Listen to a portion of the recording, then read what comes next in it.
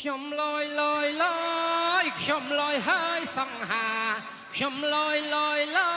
យខ្ញុំលយហើយសង្ហារៀនស្នេហ៍ពីខ្មោចតាឆ្វាក់សង្សារមីម៉ែកូនបីក្រមុំច្រើនតែខ្វៀងព្រោះអីនាងស្ដាយព្រមចារីមេម៉ែមានបទពិសោធន៍មេម៉ែមានបទពិសោធន៍ជន់ភៀងជន់ពតស្រោតចង់បានប្តីយោ